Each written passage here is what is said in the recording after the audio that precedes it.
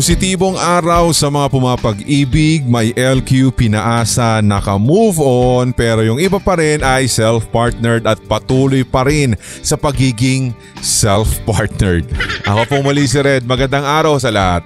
Ito na naman po syempre ang isang episode natin na tiyak kakapanabikan po ninyo. At ngayon pa lamang po sinasabi po namin kung halimbawa ay ikaw ay hindi pa naman 18 and above, maaari mong i-skip ang ating episode sapagkat ito ay naglalaman ng medyo mga sensual at tsaka hindi pa pwede sa mga katulad mong edad. Okay, so sabihin ko po muli sa inyo, rated SPG ang kwentong naitala na naman natin sa ating Red Diaries sa pamamagitan ng kwento ni na Prince at Elaine. Atin pong tunghayan sa lahat ng mga ka-RDTLS po natin, mga team ay kung ano nga ba ang mangyayari sa dalawang ito sa isang gabi ng hindi inaasahang pagtatagpo at pagkakilanlan. Siyempre sa isa po sa mga dinarayo at masasabing top tourist spot natin dito sa Pilipinas, siyempre ang isla ng Boracay. Atin pong tunghayan, siyempre, dito sa Red Diaries, Red Diaries, sa Red Diaries, Red Diaries. Malalim na ang gabi nang lumabas ng kwarto si Elaine. Kakagising lang niya mula sa maghapong pagtulog dahil sa hangover.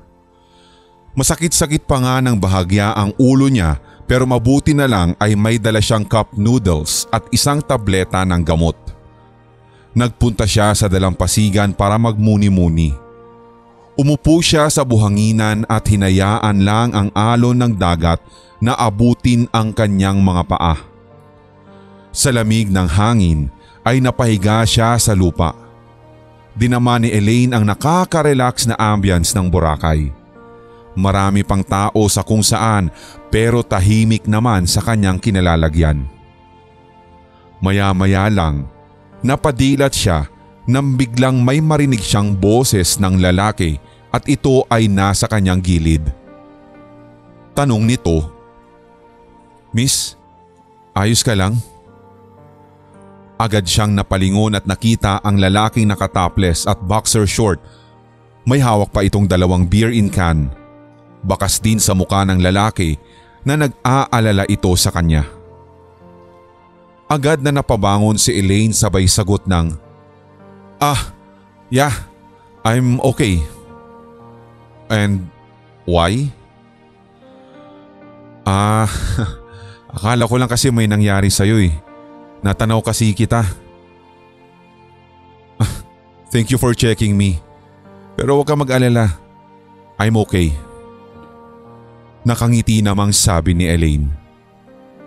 Inakala ni Elaine na aalis na agad ang lalaki pero lumapit pa ito sa kanya. Inabot pa nga yung isang beer in can. Nahiya naman ang dalagang hindi tanggapin kaya ang ginawa niya ay kinuha na lang ito agad. Sabay sabing, "Thank you. Sorry kung naistorbo kita or naiistorbo kita ha. Alam ko naman na awkward pero pwede bang dito rin ako?" May hiya sa tanong ng lalaki. Tipid na sagot naman ng dalaga, "Oh, sure." Hindi naman bago kay Elaine ang mga ganitong senaryo. Kapag nasa Boracay siya ay madalas talagang may mga lumalapit sa kanyang lalaki.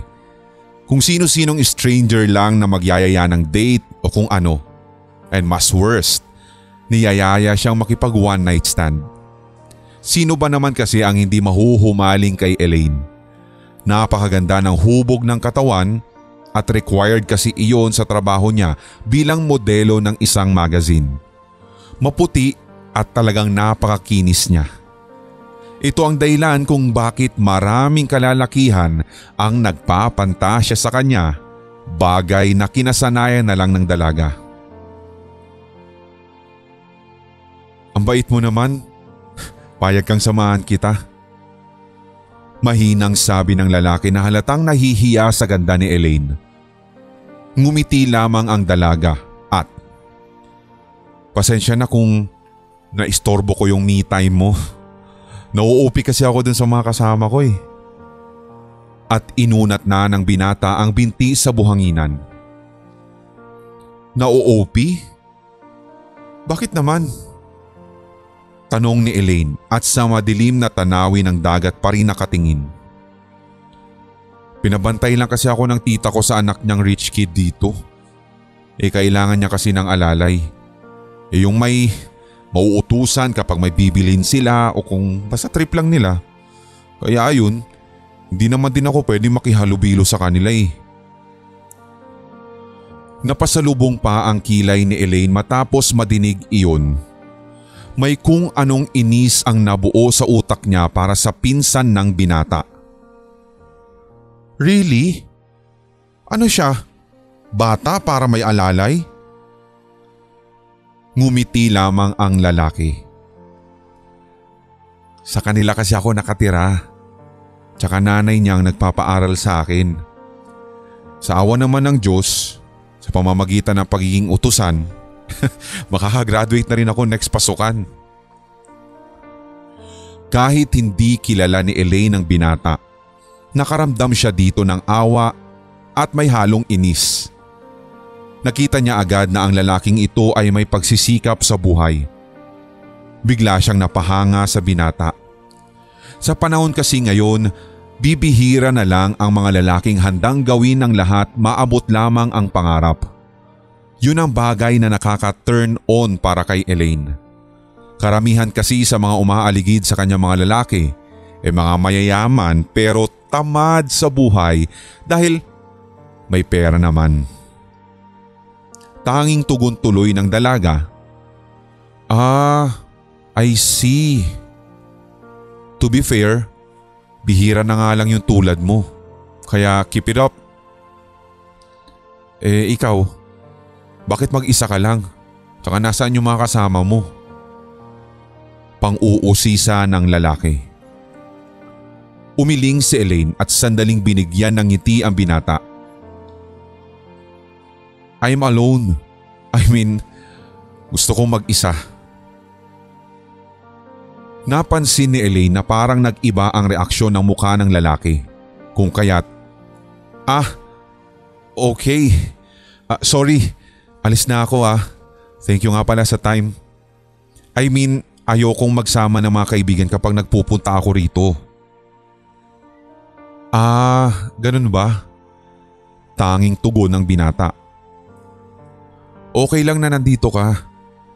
Actually interesado nga ako sa mga sasabihin mo eh." Ngumisi si Elaine at tumingin ulit sa dagat. Siya nga pala. Ako pala si Prince. Ikaw, I'm Elaine. Nice meeting you." Ang dalaga na mismo ang unang nag-alok ng pagkamay at tinanggap naman iyon ni Prince. Nakaramdam ng kaunting hiya ang binata dahil sa ganda at lambot ng kamay ni Elaine. Breadwinner ka ba?" Tanong ng dalaga. Nagpaliwanag agad ang binata at, "Oo, high school pa lang mga kapatid ko. Ako naman tamang trabaho lang sa kapatid ng tatay kong yayamanin." "Same here." "Oh, breadwinner ka rin?" Balik ni Prince. "Oo, pero trabaho ko naman modeling." Pagsabing iyon ni Elaine ay naubo-ubo pa sa iniinom na alak si Prince. "Oh, model ka?" Tila ba hindi makapaniwala na tanong ng binata. "Yes. Why?" Sabi mo na mababaw ko pero ngayon lang kasi ako may nakausap na model eh." Natatawang sabi pa ni Prince. Natuwa naman si Elaine dahil palagay niya parang ang inosente masyado ng kaisipan ni Prince. Kumbaga, masyado itong masaya sa mga maliliit na bagay. Seryosong sabi tuloy niya, "Prince, Be thankful. Kasi hindi ako masyado nakikipag-usap sa mga hindi ko talaga kakilala. Edi thank you. Sagot ng binata. OMG, niliteral talaga niya. Bulong ni Elaine na tila natatawa pa. Nang maubos na ang iniinom ay nagpaalam na rin si Prince. Baka kasi hanapin na ito ng pinsan niyang si Rigel. Maayos na nagpaalam ang binata at nagpasalamat. Habang naglalakad nga papalayo si Prince ay tinanaw pa nga ito ni Elaine. Napapailing na lang ang dalaga. Hindi niya kasi maintindihan ang sarili. Pero may kung anong bagay kay Prince na sadyang nakakuha ng atensyon ng dalaga ay hindi mawala-wala sa isip ng dalaga si Prince. Pagbangon niya pa lang sa umaga ay naisip agad niya kung makikita ba niya o hindi ang binata. Aminado naman siya na gusto niya ulit makausap ang binata. Marahil dahil iyon sa pagiging boring niyang mag-isa or may iba pa kayang dahilan? Pero hindi niya alam. Basta't ang maliwanag lamang sa kanya, magaan na kausap ang binata. Maghapong nagmukmok ng unit si Elaine dahil hindi niya naman nakita si Prince nang lumabas siya. 6:00 na nga ng gabi nang maisipan niyang lumabas ng unit. Habang naglalakad sa hallway ay napangiti siya dahil doon nga'y natanaw niya si Prince. Nawala naman ang ngiti niya nang marinig ang sinabi ng kausap ng binata. Ayon sa kanyang pagkakadinig, ito cellphone. Maggala-gala ka na nga muna dito kung saan-saan. Basta huwag kang papakita sa mga barkada ko ha. Text lang kita kapag may iuutos ako. Kung nagugutom ka, kumain ka mag-isa. Basta binigyan na kita ng pera ha. Tsaka huwag mo akong iistorbohin. Alam mo sa totoo lang, bad trip talaga ako sa'yo. Hindi ko alam kung ba't ba pinasama ka pa ni mami dito. At naglakad na ang lalaki at naiwang nakatayo si Prince sa tapat ng pinto. Napalingon ito sa gawin ni Elaine at nakaramdam ng hiya pero pinilit niya na lang itong itago. Uy, ikaw ulit? Nakangiting bati ni Prince at nilapitan na ito ng dalaga. Yun ba yung pinsan mo? Very rude. Sarkastikong sabi ni Elaine. Hayaan mo na yun. Saan ka nga pala? Ibig ko sabihin may pupuntahan ka ba? Wala naman pero nagugutom ako eh. Gusto ko lang kumain. Sabi ng dalaga. Napapalakpak pa ng isang beses si Prince at sakto! Gusto ko kasi magluto ngayong araw. Gusto mo bang tikman yung luto ko? Masayang tanong ni Prince. Sure ka ba? Ay, oo naman. Sa totoo niyan, hindi ako nasasarapan sa sarili kong luto. Kaya mas maganda kung may titikim. Okay, sabi mo eh. Tara sa room ko. Pagyayaya ng binata. Teka, ano gagawin natin sa room mo? Nakaramdam ng pagkailang si Prince sa pag-emphasize ng dalaga sa room mo. Magluluto syempre. Wait, ang tanong, okay lang ba sa'yo? Ibig ko sabihin, hindi ka ba nag-iisip na baka may gawin akong masama sa'yo? Magaan ang pakiramdam ko sa'yo kagabi pa lang. Tsaka mukha namang hindi ka nangangagat. Pabirong sabi ni Elaine. Naniniguro lang. Kasi syempre stranger ako, di ba? Tsaka isa pa, baka wala akong boyfriend. Kung yun ba yung sasabihin mo, sinagot ko na. At saka, gasgas na yan. Ganyan lahat ng mga sinasabi ng mga fuckboy eh. At pareho na silang natawa. Sa maikling panahon ay pakiramdam ni Elaine, matagal niya nang kakilala ang binata. Hindi naman gwapo at macho si Prince. Ang mas nakaka-turn on para kay Elaine ay ang kabuoang personalidad ng binata. Sa ibang gusali ang unit ni Prince na halatang binasta lang ang pagpili. Mumurahin lang kasi yon kung tutuusin. Aircon naman pero di hamak na mas maganda ang unit ng pinsan niya. Pagpasok nila ay nakaredy na ang mga lulutuin ni Prince. Pinaupo niya muna si Elaine sa isang monoblock. Sabi tuloy ng binata, "Mas maganda ipagluto kita ng chicken soup. Para kasing hanggang ngayon may hangover ka." Palihim na napangiti si Elaine doon. Paborito niya kasi ang chicken soup, lalong-lalo na kapag may hangover siya. Hindi niya tuloy maiwasang hindi humanga sa binata.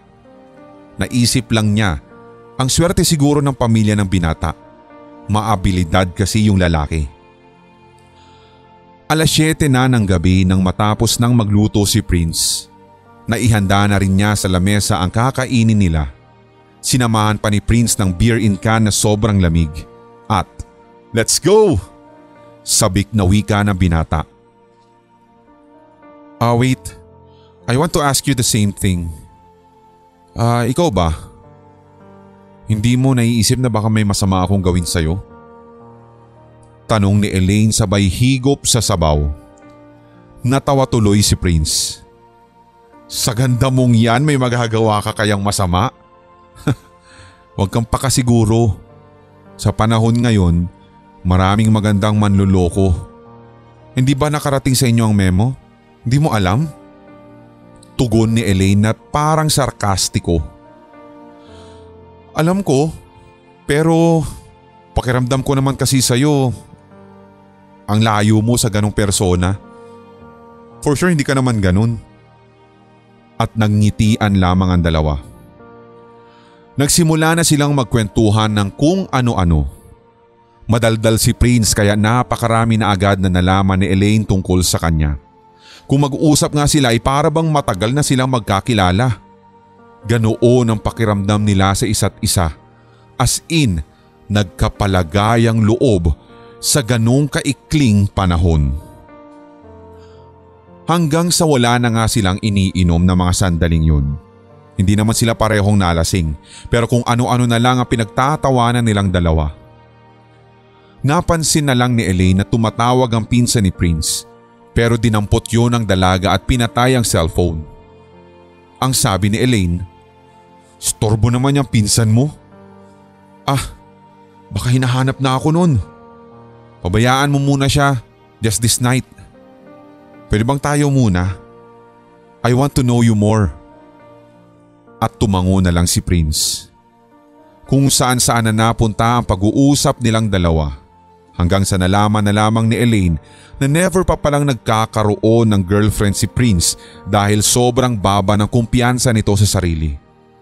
Bigla na lang silang natahimik na dalawa nang mabanggit din ni Elaine ang usapang sex. Halatang hindi naging komportable doon si Prince. Nang magkatinginan ay napatingin si Prince sa labi ng dalaga. Umangat iyon sa mukha ni Elaine hanggang sa napaiwas na lang siya ng tingin. Hindi maipaliwanag ni Prince ang kanyang nararamdaman ng sandaling iyon. Lumalakas ang tibok ng kanyang puso at parang may kung ano sa kalooban niya na hindi talaga niya matukoy. Dyan ka lang Mag half bath lang ako. Ang init Sabi ni Prince kahit na bukas naman at nakatodo ang aircon.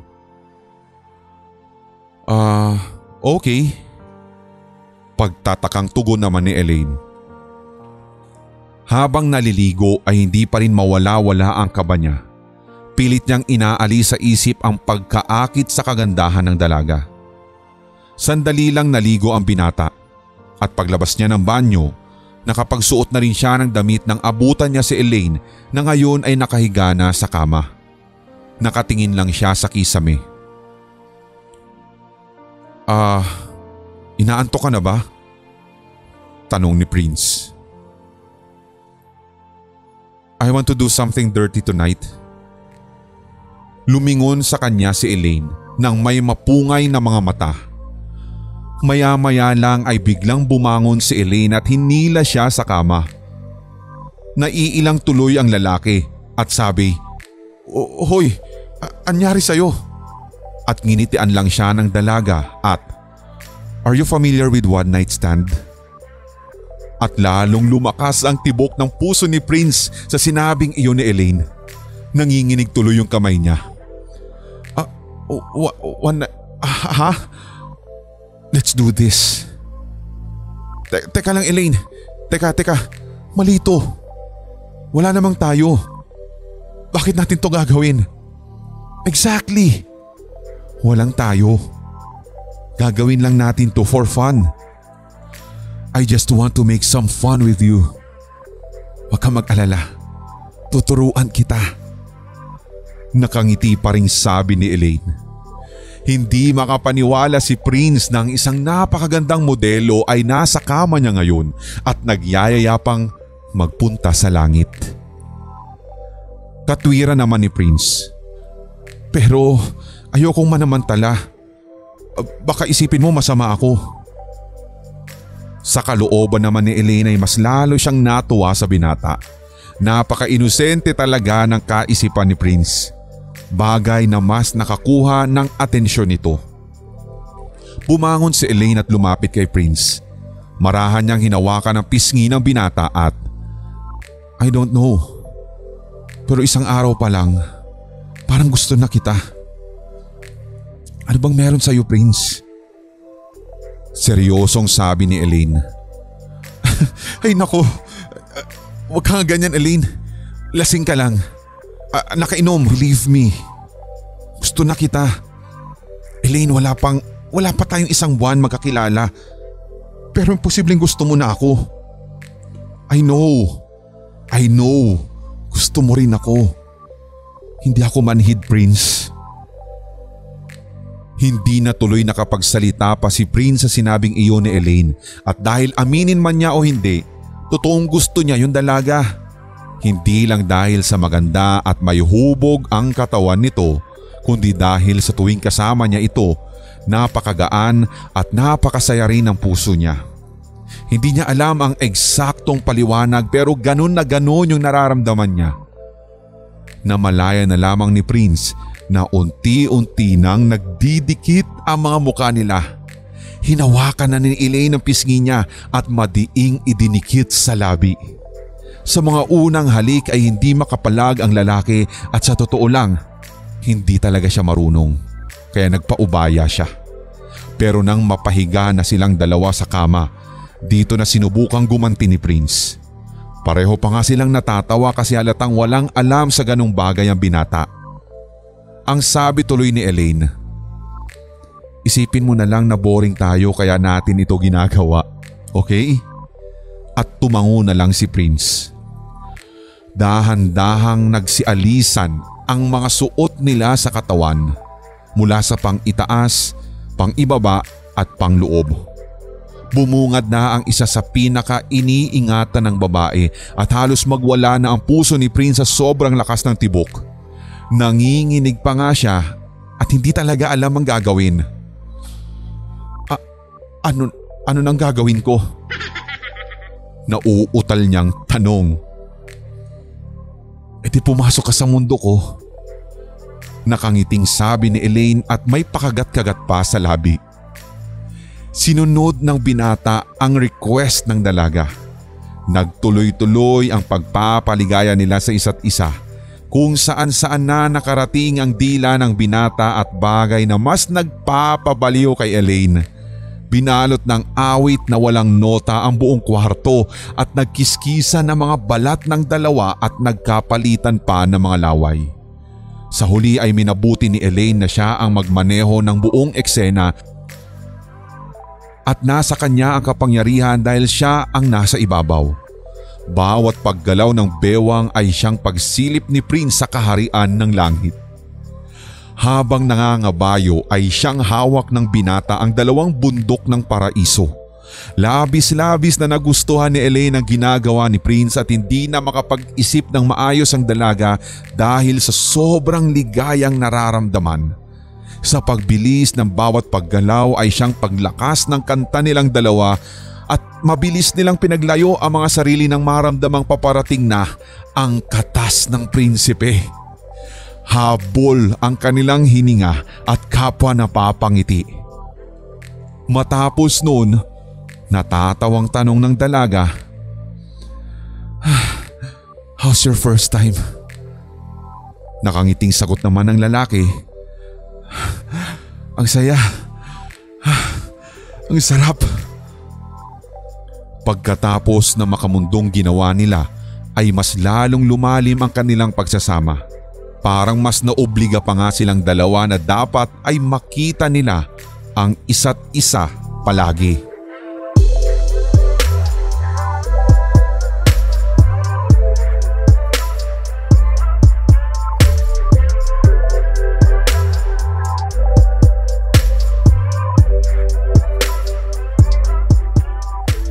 Tatlong araw na ang nakalipas mula nun.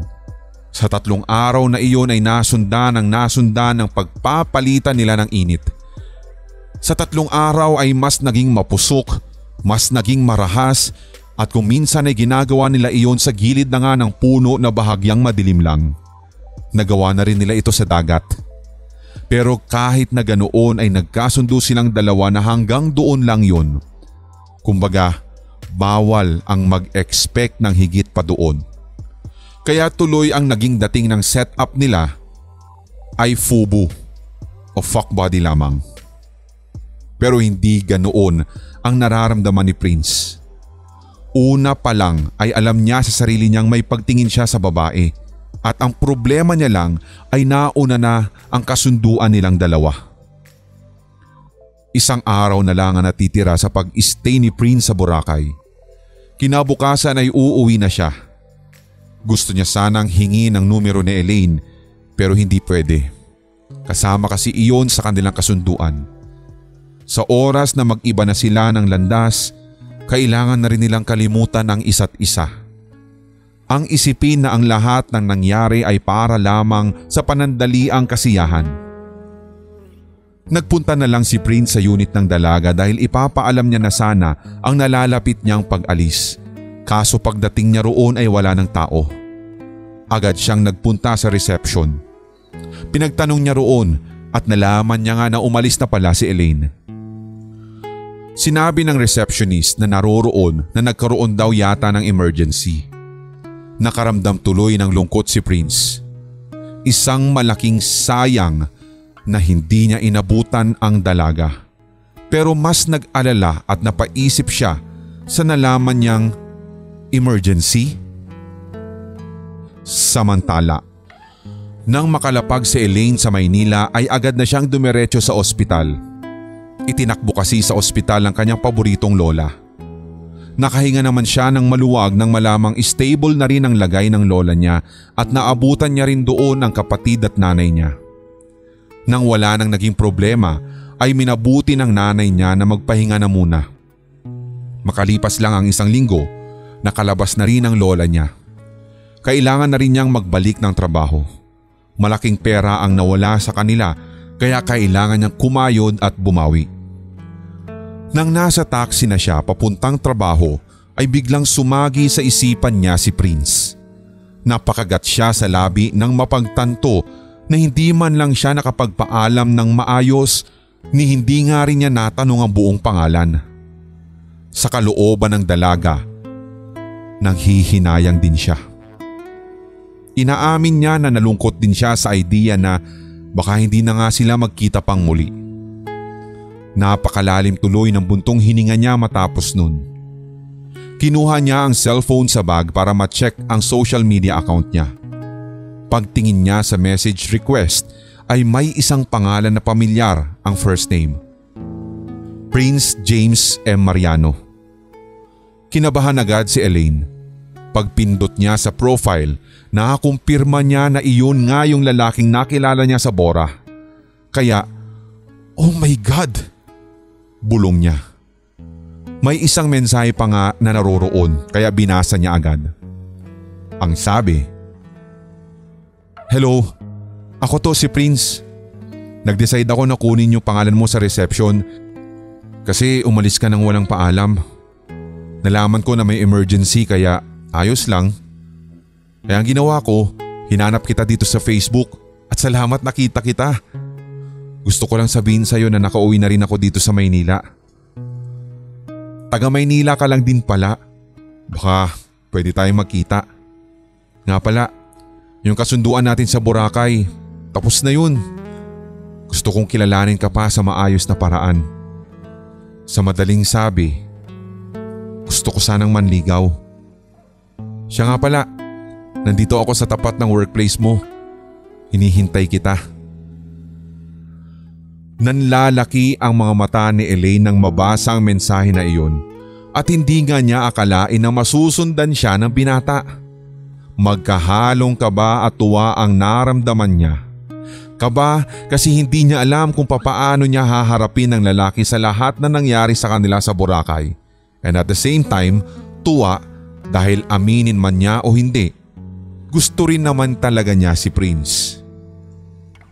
Pagbaba ni Elaine ng taxi ay agad niyang hinanap si Prince sa tapat ng building. Ang lakas nga ng tibok ng puso niya at parang nasasabik siya na ewan.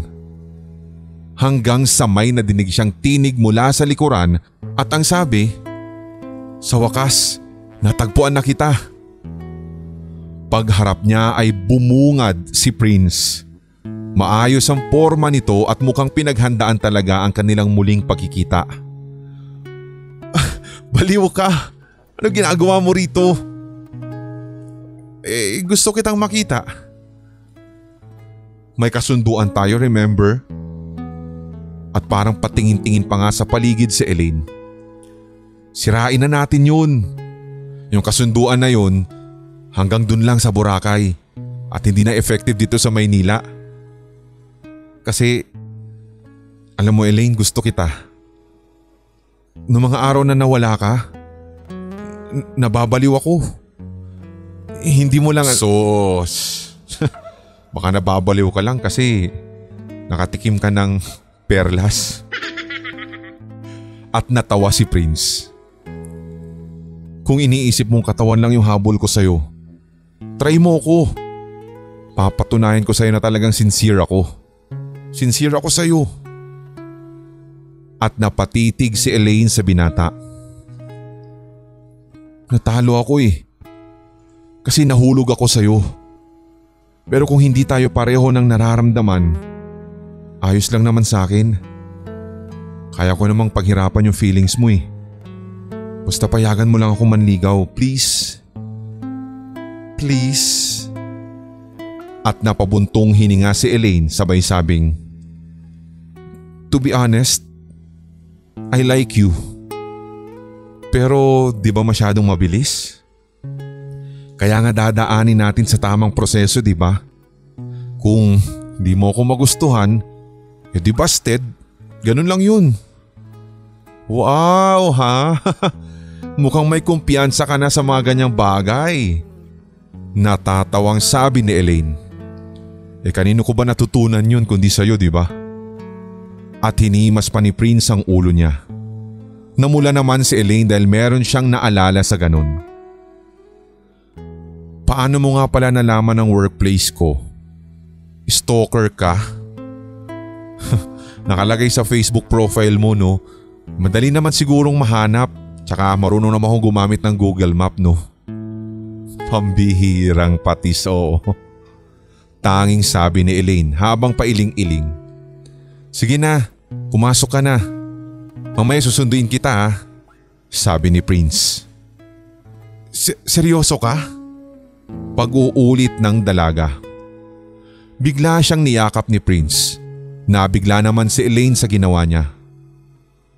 "Pakiramdaman mo ang puso ko. Mahal ka niyan. Mahal na mahal ka na niyan." Pagsabing iyon ni Prince ay lumakas ang tibok ng puso ni Elaine. Mas naramdaman niya kung gaano niya kagusto ang binata. Sadyang hindi lang siya makapaniwala na aabot talaga sila sa ganitong sitwasyon. Hanggang sa, "Mahal na mahal kita, Elaine. Alam ko namang hindi ako katulad ng mga ibang lalaking pumuporma sa'yo. Pero papatunayan ko na isa ako sa mga deserving." Hinalikan na lamang siya ni Prince sa noo at pagkatapos hinalikan din siya na binata sa kanan niyang kamay. Halatang halata ang pamumula ni Elaine. Unang beses lang kasi na may humalik sa kamay niya kaya hindi niya maipaliwanag ang kilig na nararamdaman. Balisang nagpaalam si Elaine sa binata at pumasok na rin sa building. hindi pa rin pumapasok lahat sa utak niya ang biglang pagdating ni Prince sa buhay niya. Buong akala nga niya sa sarap lang matatapos ang lahat. Sa Boracay lamang magwawakas ang kanilang pag-iisa.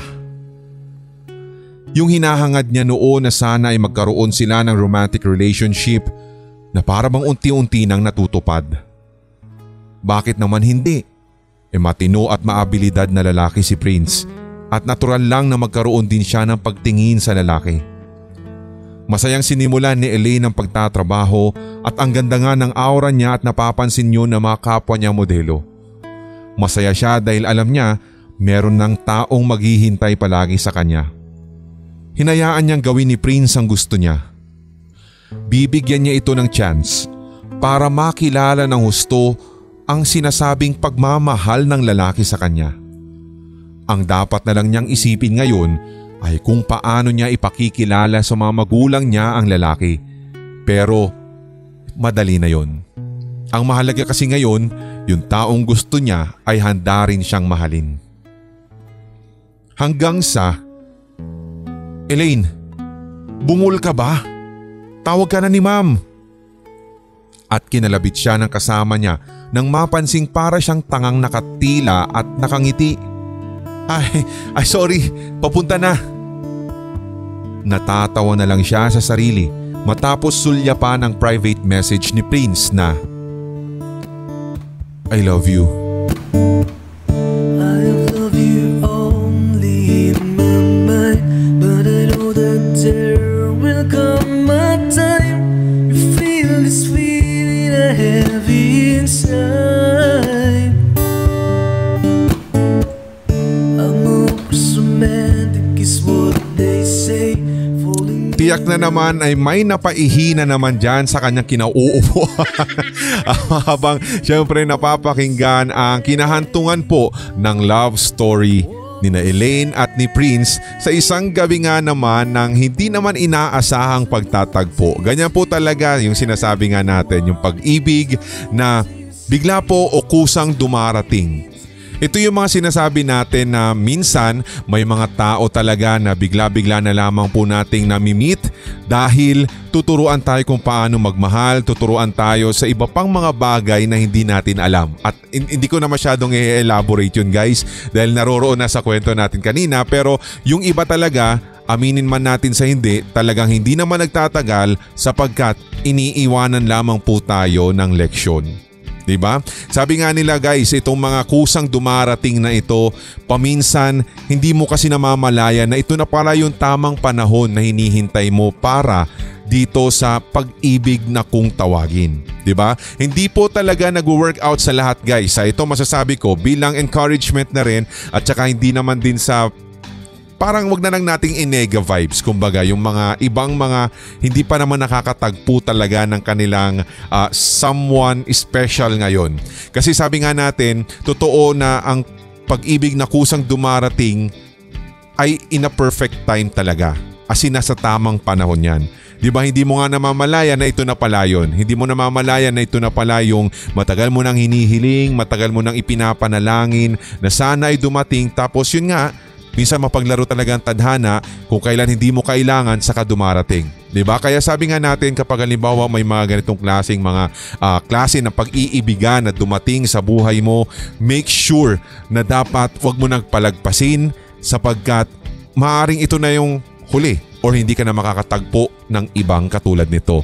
Kaya kung nandiyan ka man at sakali mang nag-step in ka na sa ganong klaseng pag-iibigan o ganong klaseng estado, make sure na wag mo nang pakakawalan as much as possible at i-treasure mo. Gumawa kayo ng maraming memories para nang sa ganun syempre malaman mo kung siya na nga ba talaga o baka isa lang siya sa mga tao na magbibigay at magtuturo sa iyo ng leksyon. Pero sabi nga nila minsan, yung kung sino yung first time mo, di ba minsan yung doon ka na rin talaga magtatagal. Marami din po talagang cases na ganun guys, lalong-lalo na sa mga katropa natin, di ba? Minsan kung sino yung unang girlfriend, unang boyfriend nila, nagtagal na sila hanggang sa sila na nga talaga yung totally na magkasama hanggang sa forever, nagtagal, nagkaroon ng sariling pamilya. Yun yung maganda, yun yung pinaka-sweet sabi nga natin, di ba? Pero yun nga, hindi naman din po natin sinisingle out syempre yung mga posibilidad na maaaring kung hindi man si Prince yung forever ni Elaine or vice versa, di ba? Yung punto pa lang ng pagkakaroon ninyo ng moments sa first time. Alam niyo na kung ano binabanggit ko. O kaya kahit na anuman, basta first time, mahirap mo talagang kalimutan. Di ba? Aminin niyo man sa hindi, magbabalik at magbabalik talaga yung memory lahat ng kung sino mang naging first time ninyo. Diba? Ang hindi lang po talaga makaka-relate dito sa sinasabi po ng inyong lingkod ay mga alien. Diba? Pero lang kung alien ka. Diba? Ganun talaga yun guys eh. Kasi first time eh. Parang ganun din sa mga sinasabi nila na first impression, di ba? Na akala ninyo ganito hanggang sa nakilala nyo na ng lubusan pero nandun pa rin, hindi mo pa rin natatanggal, naglilinger pa rin sa isipan mo yung naging first impression mo sa kanya. Di ba? Kaya ganun at ganun, ano't ano pa man guys, sabi nga natin, ito man talaga yung totoong pag-ibig na hinihintay mo, kusang dumating, biglang dumating, pero sana alagaan mo yan at wag din sana na bigla ding mawawala. Although ito nga sinasabi natin guys, katulad sa kwento po nila Prince tsaka ni Elaine dito sa ating episode ngayong araw na ito, mapatutunayan mo talaga na minsan yung mga ganong klaseng mga gabi, yung mga malalamig na gabi na yan, di ba? Diyan talaga nauuwi pa minsan yung tinatawag nilang forever, di ba? Kaya hindi natin, kanya-kanya tayo guys kasi ng karanasan at saka sabihin naman natin na kahit hindi ka maniwala talaga sa pag-ibig sa tamang panahon, okay lang yon. Kasi totoo naman na hindi lahat ng tao nabibiyayaan ng ganon at hindi tayo pantay-pantay ng nararamdaman, lalong-lalo na ang mga naranasan natin pagdating sa pag-ibig. Kumbaga, magpapakakorni po tayo sa part na ito, hindi lahat ng tao pantay-pantay ang puso. Di ba? Ang cheesy nun. Ang cheesy.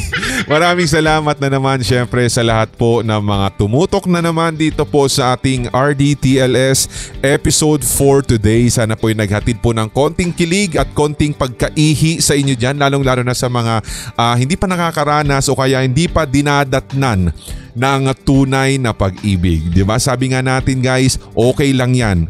Huwag nating madaliin ng lahat katulad ng ginawa ni Prince na kahit man meron na talagang alam mo may nangyari, andun pa rin siya sa punto na gusto niyang idaan pa rin sa tamang proseso. Kumbaga parang maging legal, formality, kumbaga parang ganon. Diba? Na hindi lang dahil dun sa 1 night, 2 nights, 3 night stand nila, yun na yun. Diba? Na hindi lang pala dun magtatapos. Magle-level up pa ng hindi inaasahan. At yan yung ating syempre kahit papaano ay panghahawakan para sa lahat ng mga taong katulad ni Prince na sincere sa kanyang mga salita, na sincere sa kanyang mga nais gawin at syempre bukod dun, kanya pong ipapakita para nang sa ganun ay magkaroon po ng tiwala pa ang katulad ni Elaine sa mga ganong klaseng tao. Di ba? Maraming salamat. Sana po'y napakilig na naman kayo at ito po ay syempre isinulat ng isa na naman sa ating mga paboritong writer pagdating po sa mga kwentong pag-ibig. Syempre si Delonix Rehia, 15. Maaari ka magpadala ng sarili mong karanasan sa pamamagitan po ng ating email reddiaries2021@gmail.com at maisama sa mga susunod nating episode. Sa mga nagpapadala po, kapit lang po kayo sa matigas. Para nang sa ganun, parang panghilakbot lang yung mga term na. Kapit lang po sa matigas dahil syempre, kailangan pa po nating buuhin yung kwento ninyo at nang sa ganun ay maganda naman din yung ipipresent natin at makaka-relate ang ilan sa ating mga tigapakinig. Kung konti na nga lang yung nakikinig tas hindi pa sila makarelate, baka umalis na sila sa atin. Pero lang. Maraming salamat po. May podcast tayo, ang Red Diaries Tagalog Love Stories, the podcast. Umi-air na rin po doon ng mga piling kwento natin dito sa RDTLS at sana'y supportan nyo rin po doon. At ganoon na rin ang HTV merch sa Shopee, Kape ni Lola Trinidad at lahat po ng mga items doon. Check out mo na bago may check out ng iba. Ako pong muli si Red. Hanggang sa susunod nating kwentuhan, Team Ai! Dito lamang syempre sa Red Diaries. Sa bawat oras, ika'y naalala, subalit wala ka na sa aking tabi. Salamat sa masasayang alaala, pag-usapan natin dito sa Red Diaries. Red Diaries, sa Red Diaries. Red Diaries, sa Red Diaries. Red Diaries, sa Red Diaries.